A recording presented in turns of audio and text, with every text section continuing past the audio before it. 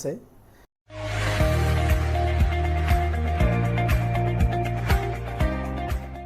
हाय, आज सभी का स्वागत है। ये वीडियो देखने से पहले ये आपसे एक रिक्वेस्ट है, अगर ये आपको वीडियो पसंद आती है तो प्लीज दूसरे फ्रेंड्स को शेयर करें, चैनल को सब्सक्राइब करना भूलिएगा नहीं और कमेंट सेक्शन जो नीचे वीडियो में है वहां पर कमेंट जरूर कीजिएगा। नाउ आप अपनी वीडियो देख सकते हैं। क्या आपने कभी ये ताजमहल देखा है क्या? चलिए, ये नहीं देखा है तो क्या ये लाल किला जिसे हम रेड फोर्ट कहते हैं दिल्ली में, या तो फिर ये बुलंद दरवाज़ा, ये सब मास्टरपीस है आर्किटेक्चर के। ये सारे के सारे बनाए हैं मुग़ल रूलर्स ने। ये सारे के सारे मुग़ल रूलर्स हैं। आइए चले जो मेन इंपॉर्टेंट रूलर्स रहे हैं मुग़ल के, उनके बारे में थोड़ी जानकारी लेते हैं। आइए चलिए बात करते हैं सबसे पहले मुग़ल रूलर जिसका नाम था बाबर। 1526 में उसने शुरुआत की इंडिया में। पर कैसे शुरुआत की दोस्तों? शुरुआत करने से पहले उसका ओरिजिनल नेम यहाँ पर है ज़हीरुद्दीन मोहम्मद बाबर, शॉर्ट में जिसे हम बाबर कहते हैं। एक युद्ध हुआ था पानीपत का, बैटल ऑफ पानीपत जिसे नाम से जानते हैं। ये युद्ध हुआ था बाबर और इब्राहिम लोदी के बिटवीन में। डेट यहाँ पे लिखी हुई है। यह battle first battle of Panipat के नाम से पहचानी जाती है। यहाँ पर एक जो इम्पोर्टेंट बात है कि बाबर ने जीतने के लिए यहाँ पर कैनन का इस्तेमाल किया था। कैनन यानी कि यह तोप आप देख सकते हैं, और इस तोप का इस्तेमाल करके इसने इब्राहिम लोदी को हरा दिया था। मुग़ल सल्तनत जिसे मुग़ल एम्पायर कहते हैं इंडिया में शुरू हो गया था इसके जीत के बाद। सो मुग़ल एम्पायर का ये जो फ्लैग आप देख पा रहे हैं, यही से हुई है मुग़ल एम्पायर की शुरुआत हमारे इंडिया में। मुग़ल रूलर्स की मैं बात करूँ तो मुग़ल रूलर्स जिसमें हैं बाबर, हुमायूं, अकबर, जहांगीर, शाहजहां एंड औरंगज़ेब। वैसे तो काफ़ी सारे हैं, लेकिन ये जो नेम्स हैं these are the most important names जो हमें एक बार स्टडी तो करना ही चाहिए। आइए बात करते हैं बाबर के बारे में। बाबर एक इंटेलिजेंट एंड पावरफुल वॉरियर था। वो फ्लुएंट था पर्शियन एंड अरबिक लैंग्वेज में। वो नेचर लवर था, राइटर था। बाबर ने एक बुक लिखी थी बाबरनामा, जिसने उसकी लाइफ के बारे में सारी चीज़ लिखी हुई है। ये फेमस वर्क है, बहुत ही पढ़ी जा चुकी बुक है, क्योंकि बेसिक इन्फॉर्मेशन आपको यहाँ से मिलेगी। आइए चलते हैं सेकंड राजा मुग़ल एम्पायर का, हुमायूं। हुमायूं की बेसिक डिटेल्स मैंने यहाँ पर आपको दिखा दी है। हुमायूं को थ्रोन मिला था दिल्ली का 1530 में। हुमायूं का मतलब होता है लकी, बट ये हुमायूं को बहुत सारी तकलीफ़ें झेलनी पड़ी थी, क्योंकि he fought a battle against Sultan Bahadur Shah of Gujarat and Sher Shah the powerful ruler of Bihar. कब?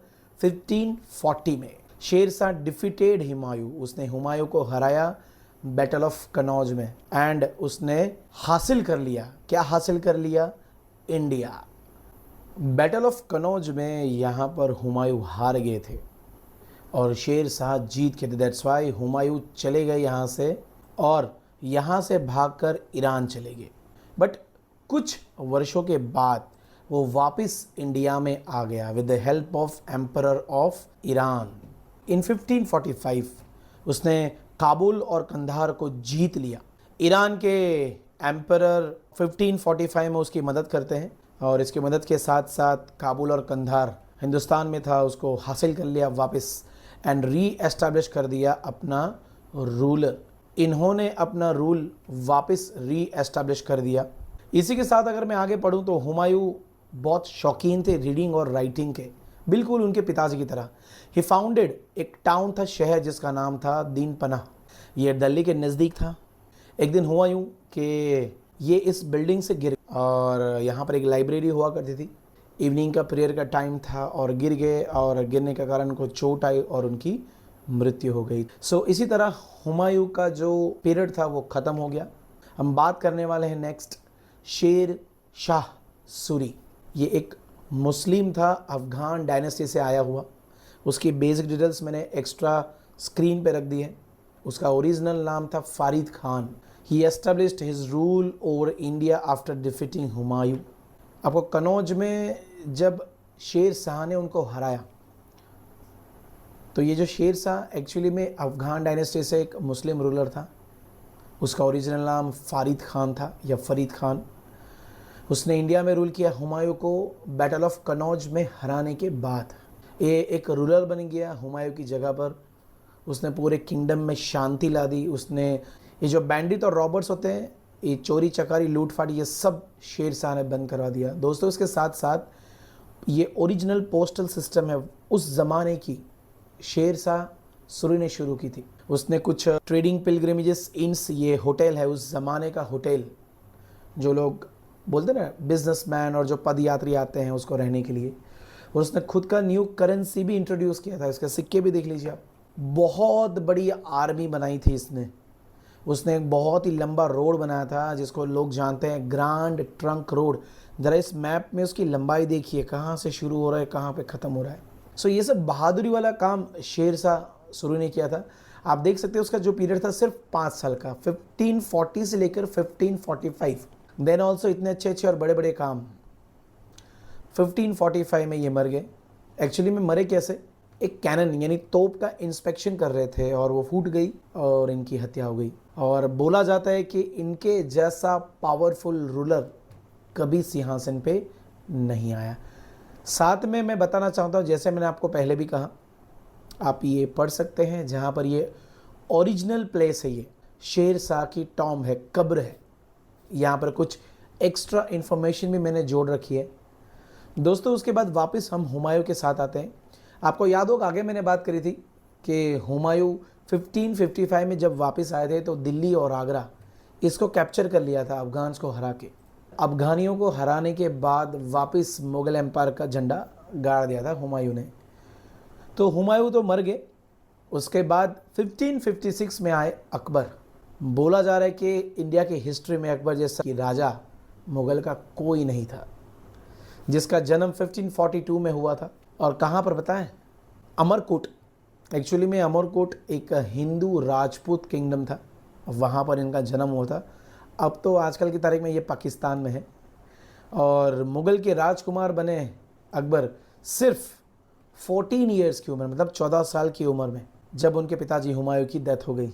आपको पता होगा फर्स्ट बैटल ऑफ पानीपत अब यहाँ पर हुआ है, सेकेंड बैटल ऑफ पानीपत, दूसरा पानीपत की ज़मीन के ऊपर दूसरा युद्ध किसके बीच में, अकबर के बीच में।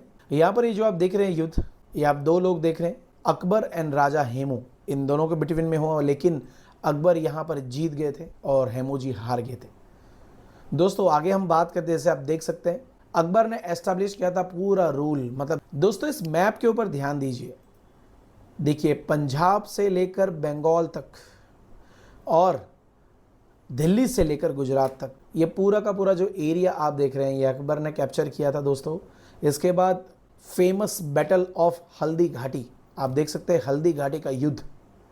एक तरफ अकबर राजकुमार और एक तरफ द ग्रेट मेवाड़ के राणा प्रताप, दोनों के बीच में युद्ध हुआ था। अकबर की बात की जाए तो अकबर ने अपना एम्पायर बहुत बढ़ा लिया था। उसने काबुल, कश्मीर, बलूचिस्तान, अहमदनगर साउथ में, ये सब जगह पे अपना झंडा गाड़ दिया था। उसने फतेहपुर सीकरी को अपना कैपिटल बना दिया था और वहाँ पर काफ़ी सारी बिल्डिंग्स बनाई थी। आप देख सकते हैं ये सारे के सारे बिल्डिंग्स अकबर ने बनाई थी। तो ये सारे के सारे जो इंस्क्रिप्शन है, मतलब इतने जो बेशुमार कीमती जो बिल्डिंग्स है, ये सब मुग़ल एम्पायर के हैं और आज के तारीख में इंडिया में है। गर्व की बात है, इतनी खूबसूरत इमारतें हमारे देश में हैं। दोस्तों अकबर बहुत ही लिबरल था। लिबरल मतलब छूट छाट वाला बंदा, सभी लोगों की बातें मानता था। वो हिंदू की बातें भी मानता था। उसने अच्छे रिलेशंस बनाकर रखे थे राजपूतों के साथ। उन्होंने तो आर्मी के अंदर हायर पोजीशन पे एक राजपूत को रखा था। काफ़ी सारे राजपूत को हेल्प भी करते थे, दोस्ती बना के रखना चाहते थे। जो लोग दोस्ती में मानते थे उससे दोस्ती करते थे, जो लोग अकबर की बात ना माने उसके ऊपर ये चढ़ाई कर देते थे। सो आप देख सकते हैं अकबर एक सेक्युलर राजा था, किंग। सेक्युलर मतलब सभी धर्मों को मानने वाला। इसीलिए एक नया कानून लेकर आए थे, दीन इलाही। आप देख सकते हैं यहाँ पर दीन इलाही। दीन इलाही का मतलब होता है द रिलीजन ऑफ गॉड। एक सिस्टम था for all the religious belief, जो मुग़ल एम्परर अकबर ने 1582 में लागू करी थी। उसकी आइडिया मेन थी कि हिंदू और मुसलमानों को एक साथ लाया जाए, साथ में रहे और अपने हिंदुस्तान को और ऊपर ले जाया जाए। सो अकबर का डीप इंटरेस्ट था, दैट्स वाई तो यहाँ पर लिखा है सेक्युलर किंग। दोस्तों आगे की बात करूँ, अकबर ने रामायण महाभारत, अथर्ववेद, पंचतंत्र, बाइबल, कुरान, ये सारे के सारे पर्शियन लैंग्वेज में कन्वर्ट करा दिए थे। बोलो तो ये सारे लोगों में, सारे धर्मों के अंदर मानता था